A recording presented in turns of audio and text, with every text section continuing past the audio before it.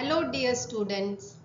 So today we come to a close of this course, and in this last lecture as part of this course we will look at what all we have learnt in this course. So what all are the lectures and what is the gist of what we have learnt, that is what we will see today. So we saw what is bioclimatic architecture.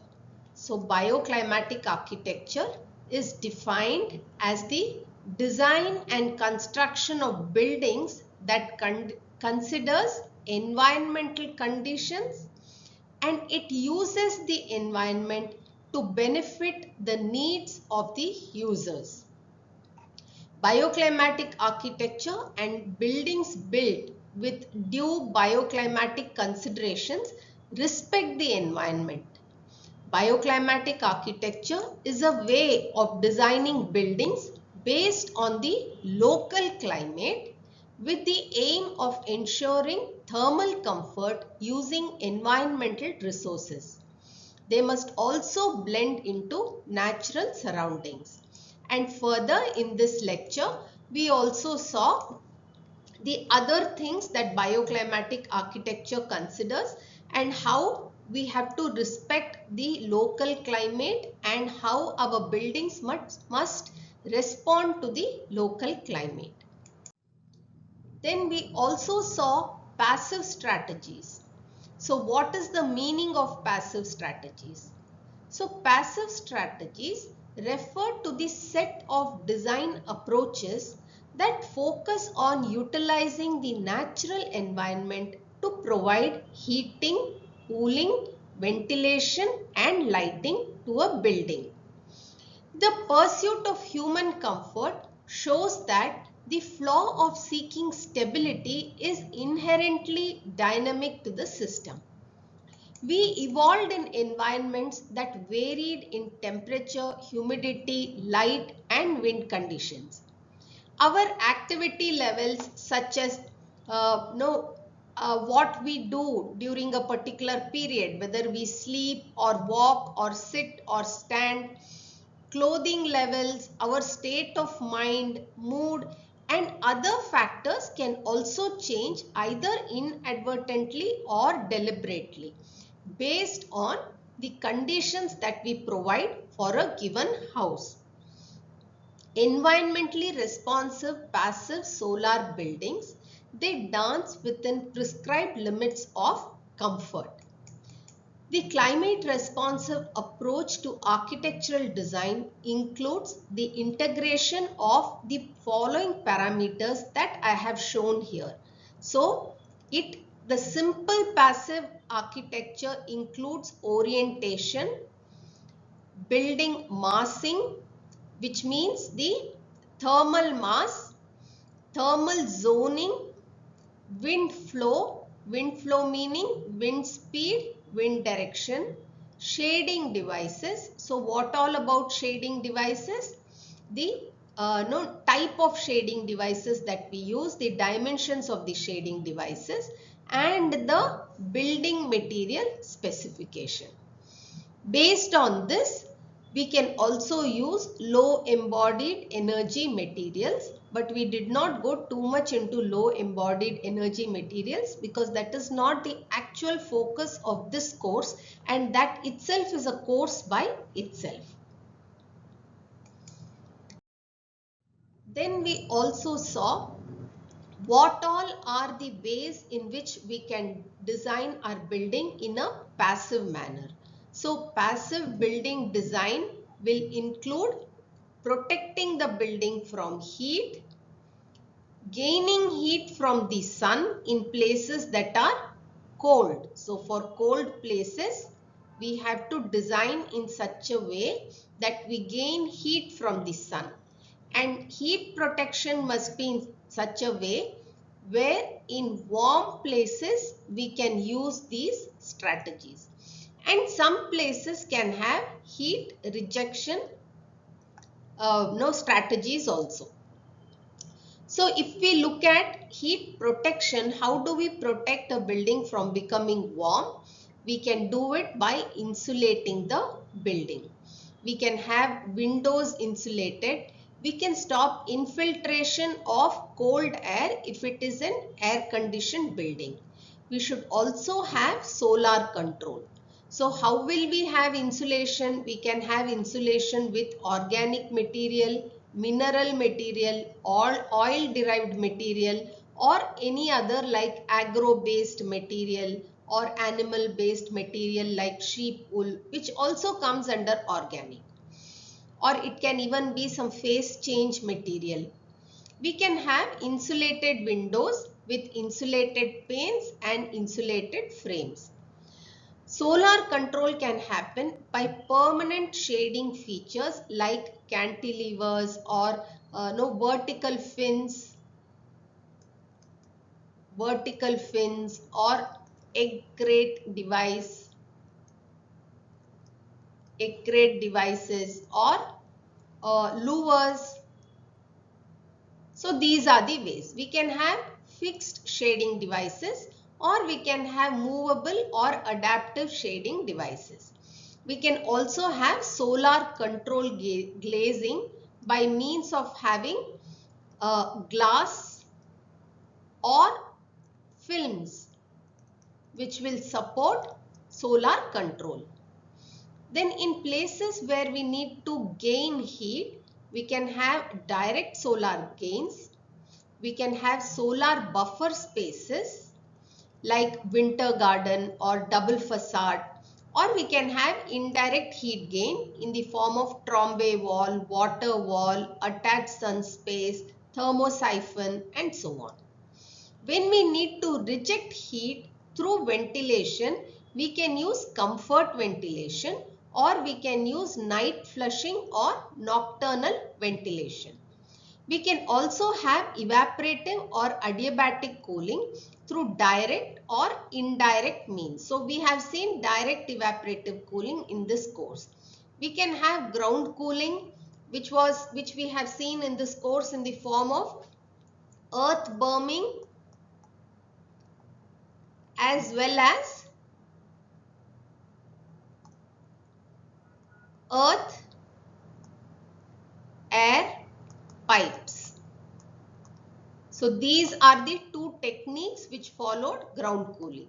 Then we can have hydrothermal, deep lake ocean cooling and radiative cooling. We further classified and split the passive techniques into the following components. We saw what is advanced passive techniques classified and we also saw what are the simple passive techniques. So simple passive techniques are techniques which do not require any apparatus, gadget, contraption or any equipment to store and dissipate the heat. You do not require any contraption. So no contraption required. So if you have to orient a building in a particular way, layout, you don't need any particular equipment or any other constructional detail to be added in excess. Similarly, spacing between buildings, they must be appropriate. Provision for air movement. Opening sizes should be appropriate. Opening positions, the opening must be positioned properly with respect to the wind direction. We must protect the openings with shading devices. We should use appropriate walling material so that we gain thermal mass. Same with roof material. Protection from rain and storm water protection. When it comes to advanced passive strategies, we saw passive cooling strategy and passive heating strategy. Under passive cooling strategy, we saw natural night ventilation or night flushing or nocturnal ventilative cooling, name it by any of these. We saw earth to air heat exchangers, evaporative cooling techniques, passive downdraft evaporative cooling, radiant cooling pipes, green roof, cool roof, wind towers, double skin facade, double roof. We also saw passive heating in the form of trombe wall, solarium, water wall, phase change materials, earth-air exchangers, thermal siphoning, and also earth-air tunnel as a passive heating system. Then we saw what are the strategies for passive design, that is simple passive strategies. So what are simple passive strategies? Strategies that do not require any contraption to capture, store and dissipate heat in cold climate or to absorb heat in a warm climate. It should not be able to absorb the heat. So these strategies do not require any kind of equipment, special building, special construction, nothing it requires to make the indoor cooler in a warm climate. These are building orientation, north, south, east, west, long axis. So how is the building oriented? Building organization and spatial layout. Whether you organize buildings in a grid form, if you have a campus development, whether you do it in a grid form or you do it in a staggered form. So that is building organization and spatial layout. Size of opening matters, volumes of space matters. Opening details, how do you give your windows or openings? The orientation of the opening, how do you protect the opening with sunshade, vertical fins, louvers? What are your shading device strategy? Sometimes it can also be internal shading like internal blinds. Then water elements can be used in hot dry places, and what is the nature of your building material. So these are some of the simple passive strategies. We have seen more than all of these. I am just listing a few of them. Then we saw how do you even classify climate. And we saw how Köppen's is a widely accepted classification of climate. So Köppen's has first level of classification, that is climate is classified as tropical, dry, temperate, continental and polar. Then it has a second degree of classification which is under tropical rainforest, monsoon, savanna dry winter and savanna dry summer. Under dry climate, it has arid desert and semi-arid steppe. Under temperate classification, you have places which have dry winter, places which have no dry season and places which have dry summer. Under continental, you have dry winter, no dry season or dry summer. Then there is a third degree of classification where under dry you have hot and cold. Under temperate you have hot summer, warm summer and cold summer. Under continental you have hot summer, warm summer, cold summer and very cold winter. Under polar you have tundra and ice cap.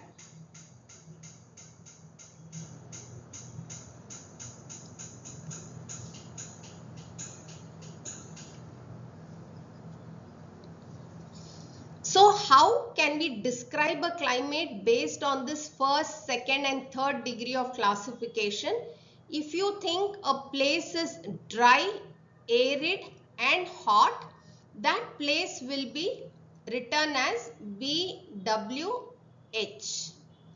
If you think a continental climate has dry winter but has warm summer, then it will be written as DWH. B.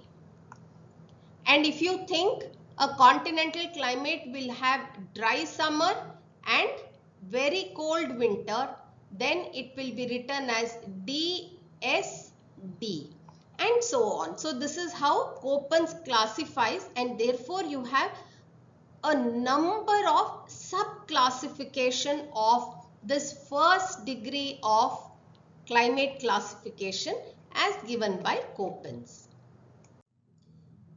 And we also saw why should we understand climate of a place. Only if we understand climate of a place, we will be able to classify the climate. In India, we classify climate as based on either as given by Bansal or as per SP 7 2005, which is more or less same. It has very minimal differences. So Bansal classifies India to have hot dry climate, warm and humid climate, moderate climate, cold and cloudy climate, cold and sunny climate, and composite climate. And the classification is based on the temperature and relative humidity combination of the place. Similarly, SP 7 2005 also classifies climate in India as hot and dry, warm and humid. Moderate is called as temperate in SP 7. So even in my lectures, if I use moderate and temperate, if I have used anywhere interchangeably, it is still the same, because if you see the temperature and relative humidity definition of moderate and temperate is same. Then it gives only one cold classification and not two as given by Bansal, and there is a composite climate. So this is how climate of a place is classified in India, and this is what we follow in India. Then we saw that we primarily design buildings with an understanding of climate. To the main aim is to make the indoors comfortable. So we need to understand what do you mean by comfortable. So what is thermal comfort? So we saw thermal comfort is that state where at least 80% of the people in that condition or in that room feel comfortable. So there is no one definition or no one condition which we can say is comfortable. It is a place or a situation where at least 80% people says no, it is fine, it is comfortable. Then we say that environment, that combination of temperature, relative humidity, wind speed defines comfortable condition. Then we also saw what are the factors on which thermal comfort depends. So there are personal parameters. So what are the personal parameters? Metabolic rate. Now metabolic rate means what? It is the metabolism of a person. That depends on age, gender, and activity level. Now if a person is sitting idle, then his metabolic rate will be different.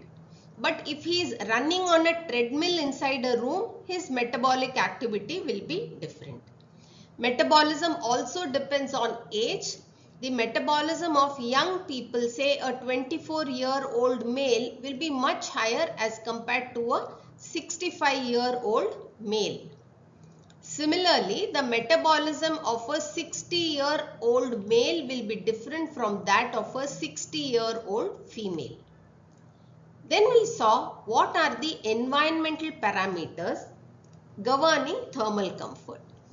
Under this, we saw air temperature, radiant temperature, air speed, humidity, All of this will determine whether someone feels comfortable or not.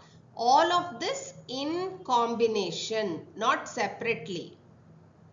So as a combination, how it is.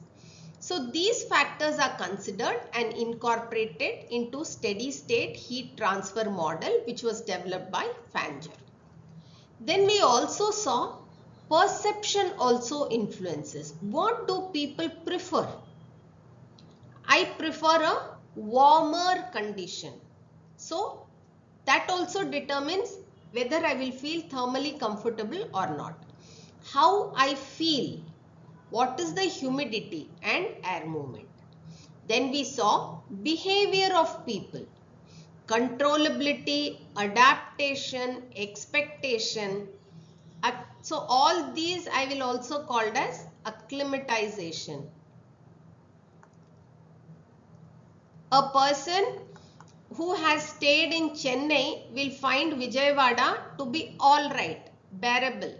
But a person who has been a native of Shillong or Manali will find Vijayawada like a furnace. That is what I called as acclimatization. Then we saw how background also influences like living lifestyle, culture and so on. How these are all the factors that influence thermal comfort. Then we saw thermal comfort models. What are the models of thermal comfort? We saw the ASHRAE 55 and Handbook of Fundamentals. We saw adaptive comfort model given by ASHRAE 55 in the year 2010. We saw ASHRAE Handbook pre-2005 model also. And we saw the California Energy Code 2013. We saw the European Union Code. We also saw IMAC, which is for Indian conditions. Under this, we saw that most of these models, all these models are either they follow the steady state method or they are suitable for mechanical ventilation, which is basically HVAC. In the Indian context, it's more of air conditioning and little of heating. And we also saw which models are suitable for naturally ventilated building. We also saw what are the criteria that makes people feel comfortable in naturally ventilated building, what options should be given to them, like they should be able to operate the windows, having operable windows and so on. So we saw all this in the lecture covering thermal comfort and thermal comfort models. Then we looked at simple tools to understand design with climate. First we saw all the strategies, passive strategies. Then we listed all the strategies which are simple passive and advanced passive. Then we saw what is climate, how to understand climate, and then we need to overlap both of this to understand for which climate which strategy must be used. For that, we have learnt about the Mahoney's table, we saw the psychrometric chart, and we learnt about climate consultant. We learnt that the Mahoney's tables is a set of reference table which is used in architecture as pre-design analysis and guide to climate appropriate design. The various tables are used for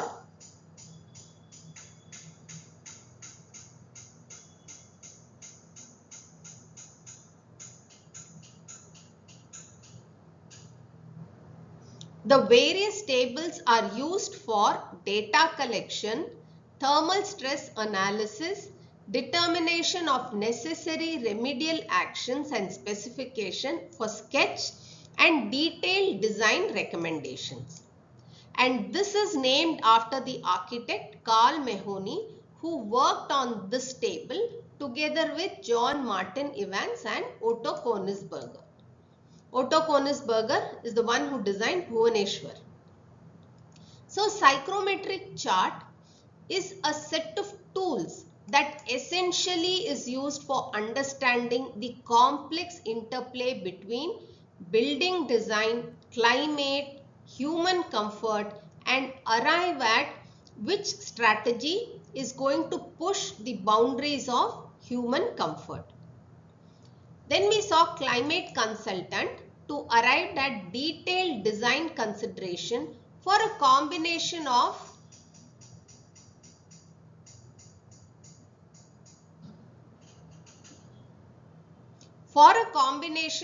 climate, metabolism, clothing level, activity, etc. Then if we do not follow any of this, what happens? The buildings will become warm, outside will also become warm. So we saw what is urban heat island. So urban heat island happens when we do not follow simple and advanced passive strategies, ultimately leading to energy consumption. We also saw what are the causes of urban heat island. So common causes of urban heat island is lack of vegetation, urbanization, having too many concrete surfaces, emission of lot of heat, having poor building morphology, having very dense buildings in a particular place, surface material characteristic, the anthropogenic heat, the meteorological conditions, urbanization, air pollution, all of these can lead to urban heat island effect. This is what we saw. And we also saw what must be done to mitigate the urban heat island.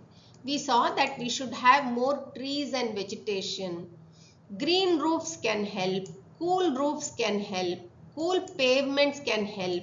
There should be smart planning and design of buildings. Then after this, we saw bioclimatic chart and psychrometric chart. Under bioclimatic chart, we saw that with a combination of air temperature and relative humidity, there is a particular set of conditions of air temperature and humidity where people will feel naturally comfortable. And people can extend their limits of how they feel comfortable to some extent. Beyond that, you need strategies.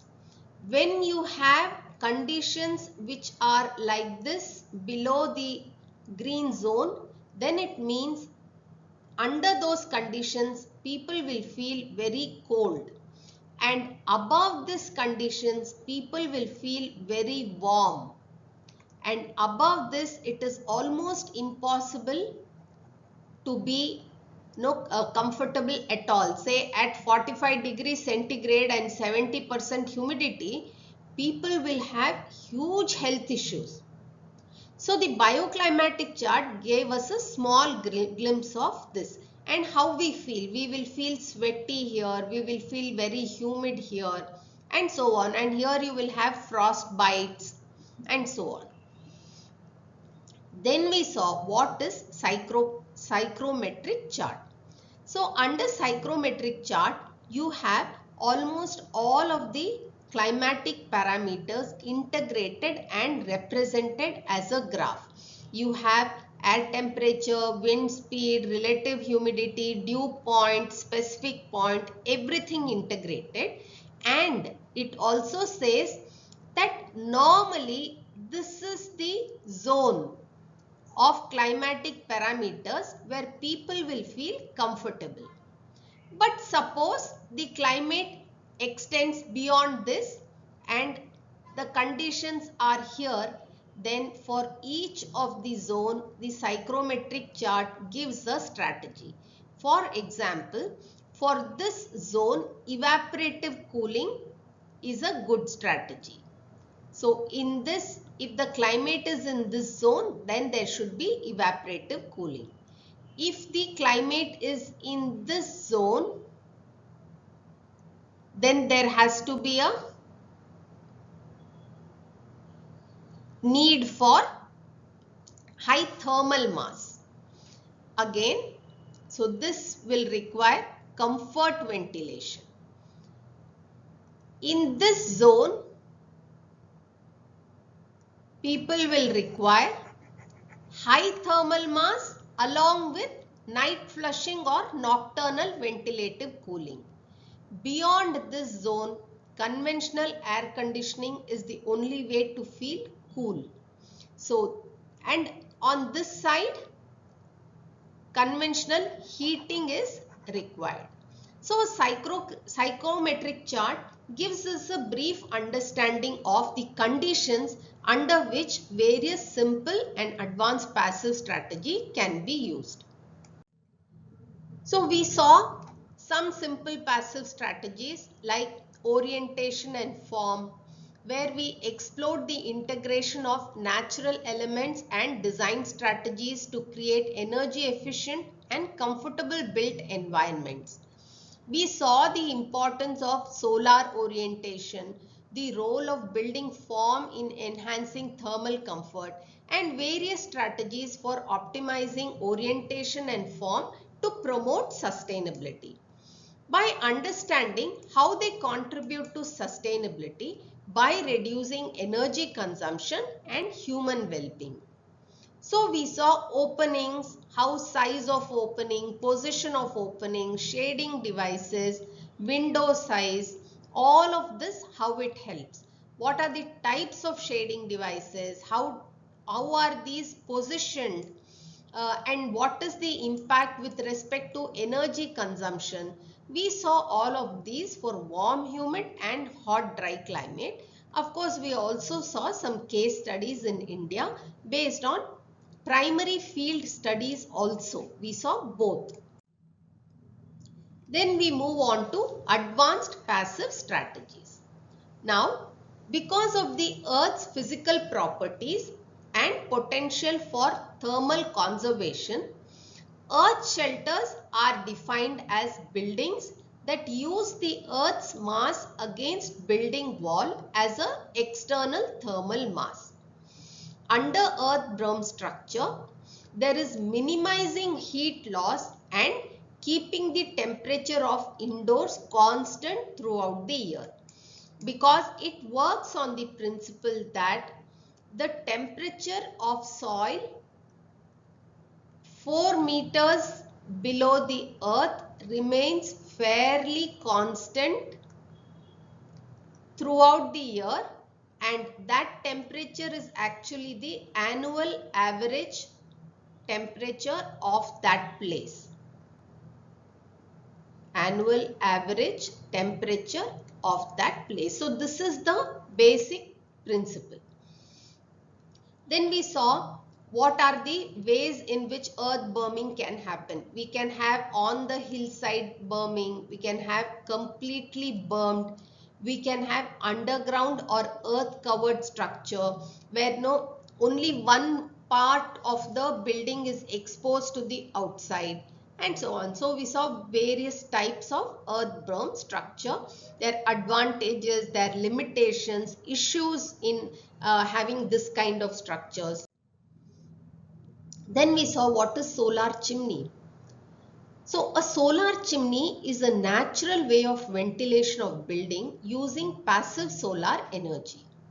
It is actually a vertical shaft utilizing solar energy to enhance the natural stack ventilation through building. Solar chimney operates on the principle of buoyancy or stack effect. The chimney is coated with black material to absorb maximum sunlight with openings at the top for hot air exit and at the bottom for the room air intake. The chimney can also be used to recirculate hot air for heating in colder regions. It can be applied by integrating it in building as a natural ventilation device. Sunrooms can also be designed to function like solar chimney. This can be integrated in buildings as a heating device too in places which are very cold. Then we saw roof pond system. So under roof pond system, water evaporation is one of the most important things or elements that is used in roof pond system. Now due to air exposure, the water in the roof pond evaporates. Then heat absorption also happens. In order to evaporately cool the surrounding air, energy must be extracted. This is a natural and energy efficient cooling which is produced by the cooled air circulated within the building. How does that happen? On a summer day, the roof pond, there is a water pond on the roof. This is covered. So in summer, when this is covered, especially with the reflective surface, the heat gets reflected and the coolness of the water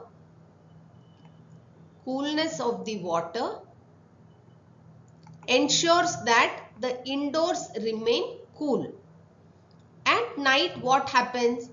This cover is removed and the water which has become warm because of having absorbed the heat from the room throws away its warmth to the night sky, and in that process the water becomes cool.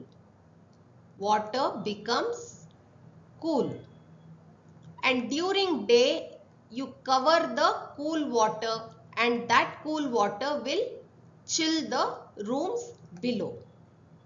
So in this roof pond system, there is one major thing that we use, which is using the night sky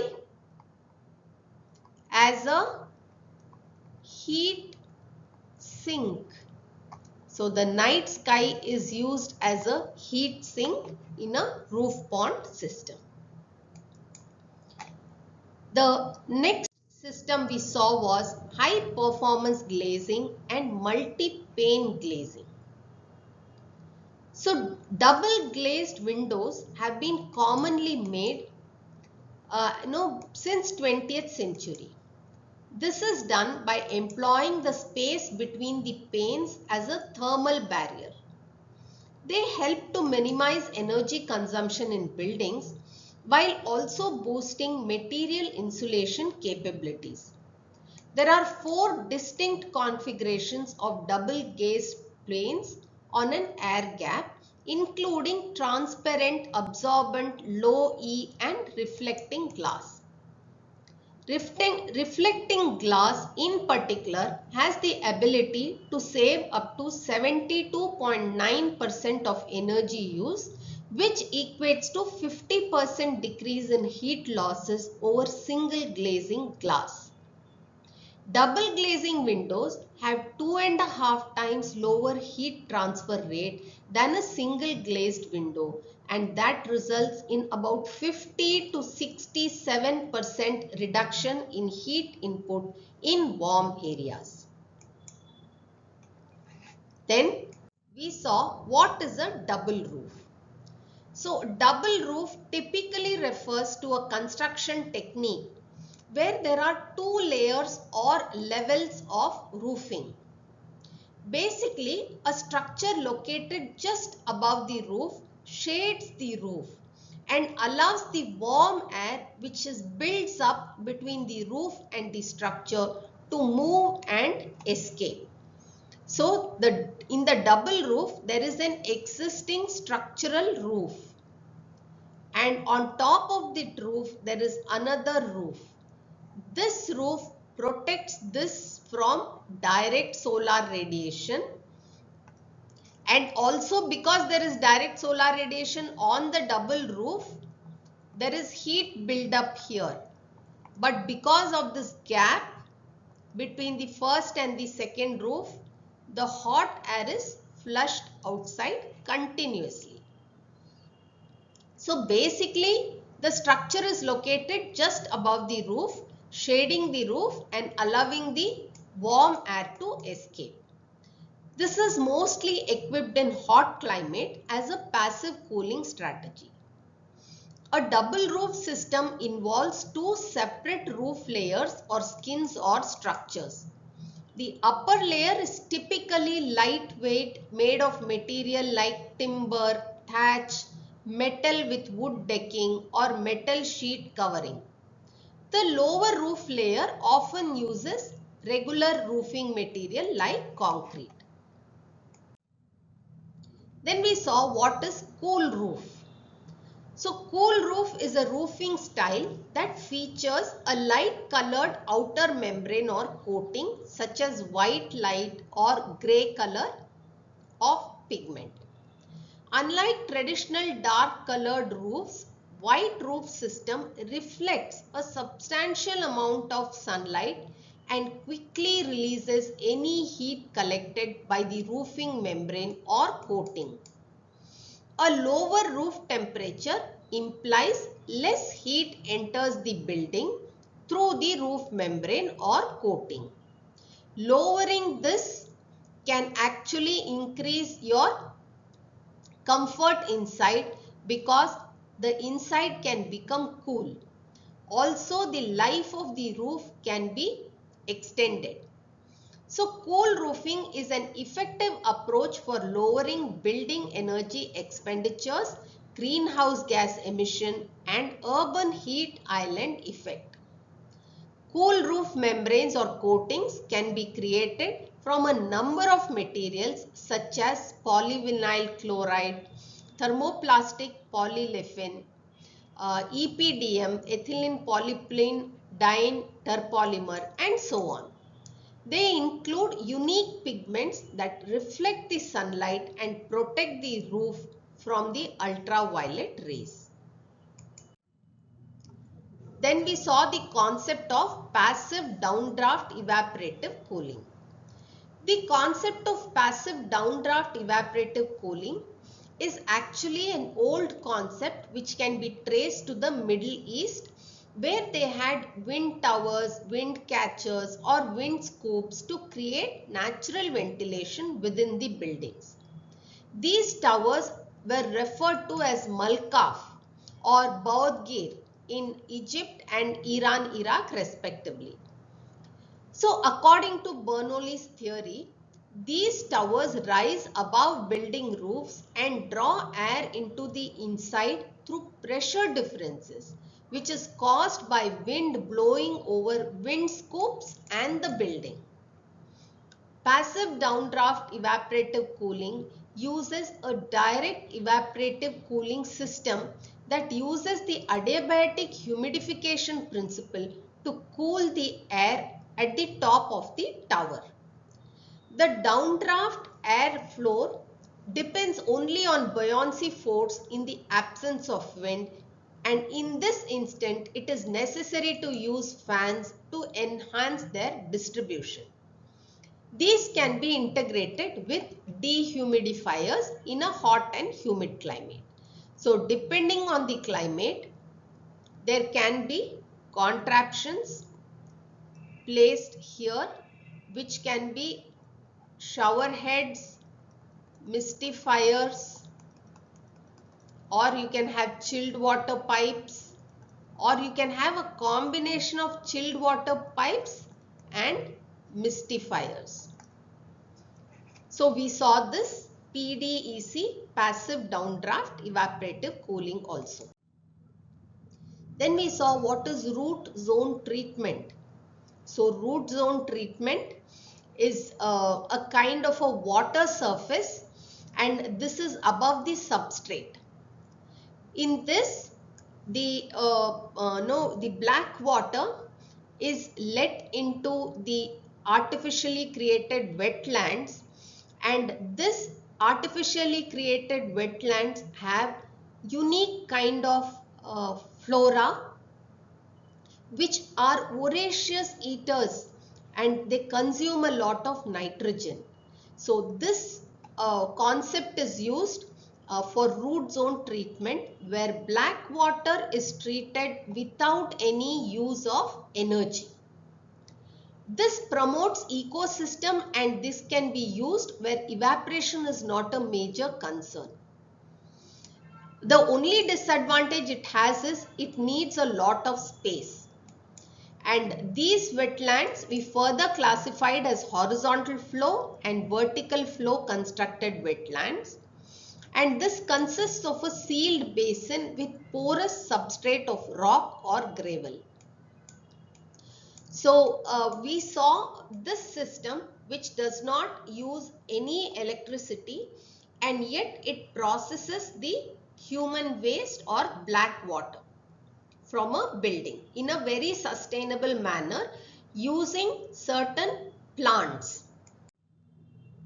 Then we saw solar collector. What is a solar collector? So solar collector is essentially a flat box which is made up of three major parts: a transparent cover, tubes that deliver, and an insulated rear plate. The solar thermal collectors operate by sucking in fresh outside air and passing it through a maze of black metal with a specific selective coating that collects far more heat than it produces. This warm air is then blasted into the house by a solar powered fan. The next technique which we saw is the trombe wall. Now a trombe wall is a well-known example where the incident solar radiation on the system is captured by its absorbent surface and stored by means of its high thermal mass. After conduction, the thermal energy passes through the wall and is then released into the interior through convection, long wave radiation from the interior surface, and air thermocirculation. The air thermocirculation is controlled by appropriately activating vents and takes place in an air gap created between a huge wall and a glazed facade that is intended to prevent long wave radiation from the outside wall surface to the internal environment. The next room receives thermal energy from the airflow rate that is heated in the air gap due to thermocirculation. Generally speaking, thermocirculation is important because in some conditions an airflow inversion may exacerbate the heat losses. An extension of this is the water wall. So we saw that the water thermal mass, it is a type of passive solar heating and cooling system that uses water instead of solid materials like concrete or masonry to store thermal energy. Tubes or tanks are filled with water and these are embedded within the wall. Water has a very high specific heat than concrete and therefore the water wall is also effective. We also saw the case study of Bayer House which has incorporated water wall. Then we saw a thermosiphon. What are thermosiphons? So thermosiphon is a passive heat exchange device that circulates a liquid or vapor naturally through convection. It does not require a mechanical pump or other moving parts. The circulation of liquids and volatile gases in heating and cooling applications such as heat pump, water heaters, boilers, furnaces is another usage of thermosiphon in addition to passive heating. The most well-known kind of solar water heaters in use today operate on the same idea. The idea behind the thermosiphon solar heater collector is that hot air rises because it is lighter than cold air, which falls and is drawn back to the thermosiphon system. Then we saw thermal mass. Now, thermal mass is the ability of a material to absorb and store heat energy. A lot of heat energy is required to change the temperature of high density materials like concrete, bricks and tiles. They are therefore said to have high thermal mass. Lightweight materials such as timber have low thermal mass. Appropriate use of thermal mass throughout the home can make a big difference to comfort and heating and cooling bills. Objects with high thermal mass absorb and retain heat, and this slows the rate at which the sun heats a space and the rate at which a space loses heat when the sun is gone. Without thermal mass, heat that has entered a space will simply re-radiate back out quickly, making the space overly hot with sunlight or extremely cold without the sunlight. We can never talk of thermal mass in isolation when we talk of night ventilation. So night ventilation works on the principle that night cooling is the major reason how we can cool the buildings inside without use of any extra energy. So the principle that it uses is that natural ventilation, either it can be wind driven or thermal buoyancy, should be allowed. It warms and then stale air, all this can be replaced by bringing in the cool outdoor night air. So because of this, the room gets fresh air and the building mass also gets cooled. So in this process, what happens is you open the windows and the ventilators of the house at night. The cool air enters the building at night.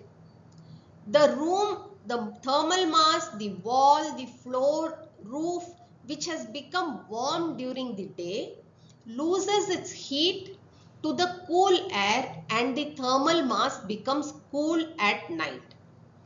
Early in the morning, quickly seal the rooms by closing the windows.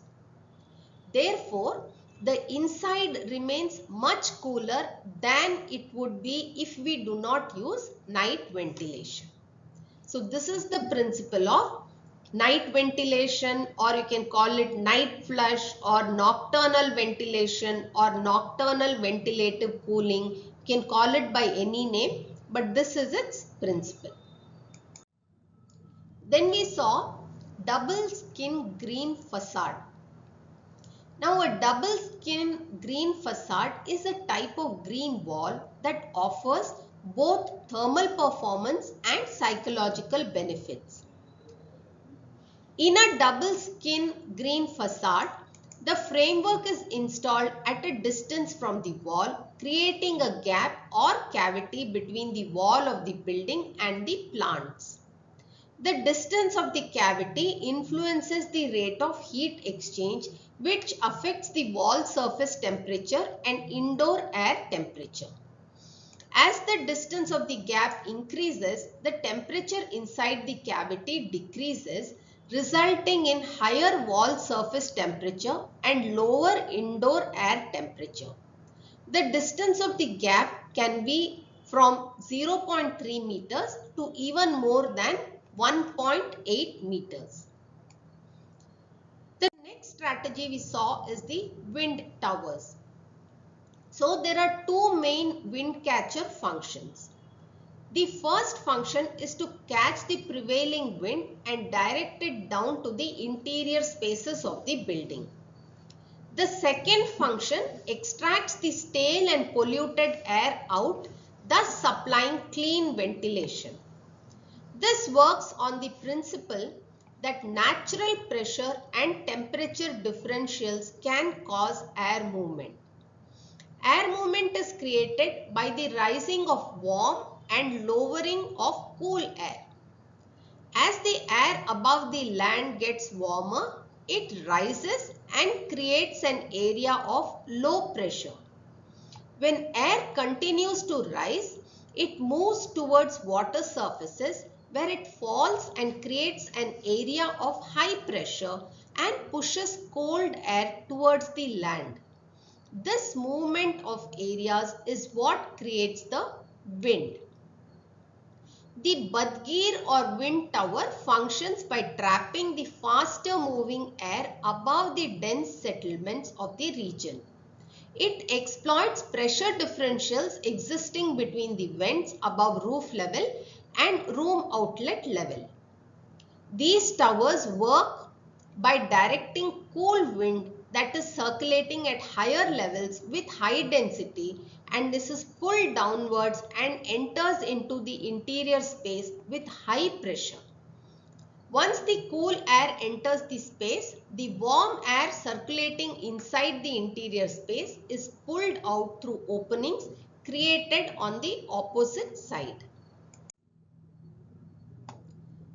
The next strategy we saw is the cavity wall. So a cavity wall is a form of masonry wall construction consisting of two parallel walls of masonry separated by a continuous air space or cavity. Cavity walls may or may not include insulation within the cavity. The cavity itself acts as a natural barrier to moisture, and insulation can be added for thermal performance. The primary performance of this design is to enhance thermal efficiency and reduce heat loss or heat gain from the building. Proper insulation helps to reduce heat loss in colder climates and minimizes heat gain in warmer climates. Heat transfer across the air gap within the wall will take place through convection. The next strategy we saw is the sun spaces. So the next strategy we saw is the sun spaces. The main principle of south-facing sun spaces and conservatories is similar to the Trombe wall, but with a large and functionally air cavity. Glass allows solar beam to penetrate through the external glazing but keeps the heat inside. Part of the heat is stored in the thermal storage media like the wall and the roof, which will be redistributed back to the space at a later time, say at night. Part of the heat can be directly carried into the space through air convection through the vent openings at the wall when heating is needed immediately. After this, we saw what is green roof. So a green roof is a roof which is partially or completely covered with vegetation and soil planted over a waterproofing membrane. This should be used when heat should be moderated. Having green roof also has advantages of reduced urban heat island effect. Then we saw phase change material incorporated windows. So phase change materials are substances that can absorb and release thermal energy during the process of changing from one phase to another, that is from solid to liquid or vice versa at a specific temperature. Phase change material integrated glazing units operate based on the principles of latent heat storage and releases during phase transitions. The primary goal is to enhance the energy efficiency of buildings by utilizing the thermal properties of phase change materials in combination with glazing systems. PCM incorporated glazing units refer to innovative building materials that combine phase change materials with glazing systems to enhance the energy efficiency of buildings. Then we saw earth-air tunnel. This works on the principle that soil temperature at a depth of about 12 feet, approximately 4 meters or more, stays fairly constant throughout the year and is approximately equal to the average annual ambient air temperature.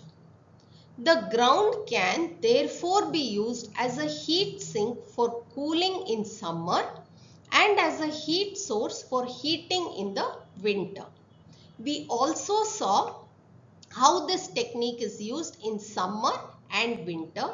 We saw how the piping can be laid. It can be single pipe, multiple pipe, it can be one layer pipe, or there can be multiple layers of pipe one below the other, and so on. Then the next system we saw is the radiant cooling. So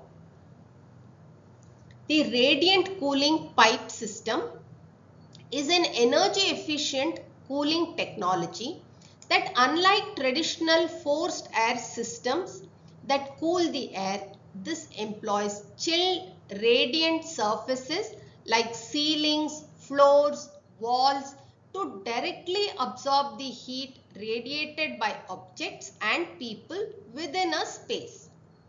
It creates a comfortable, even distribution of coolness without the need for visible and noisy equipment. Radiant cooling systems work by circulating chilled water through a network of polymer pipes installed in floors, walls, and ceilings. This network of pipes can turn the floors, walls, and ceilings of a conditioned space into cooled surfaces that evenly absorb heat energy. Radiant cooling works best in a tightly sealed building that integrates radiant with a downsized forced air system to meet the building's fresh air requirements. After this, we saw what are the appropriate passive strategies for each of these climate types: warm, humid, hot, dry, composite, moderate or temperate, and cold.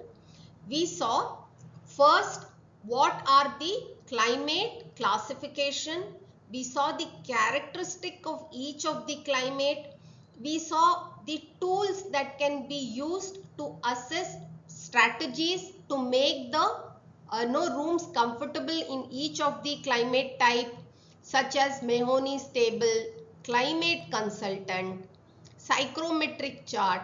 Climate consultant is a combination of Mahoney's table and psychrometric chart. And we saw the intense use of climate consultant also. We saw a small demonstration of how it can be used. Then we saw all the simple and advanced passive strategy with its working principle, with its variations, with its advantages, limitations, case studies, in some cases even research paper. And after that, we started looking at each climate separately, and for each of this climate, warm and humid, say for example, which are the most appropriate passive strategies, and we saw this through the use and demonstration of climate consultant, taking one city as an example of that climate type. And we saw for that particular city what happens for each solstice period. How does the strategy that can be adopted for December, March, June, September, that can change, and how as architects it is our responsibility to optimize which strategy must be used in order to make the building thermally comfortable throughout the year for the occupants. And with this, we stopped this course and lecture series. So my dear students, I hope in this course you have learnt enough strategies and ways to assess which strategy should be applied with the appropriate tools. but the prudence of picking and listing the strategy is ultimately in your hands as a designers. I thank you all for having taken this course and completed the course, and my best wishes to each and every one of you. Thank you.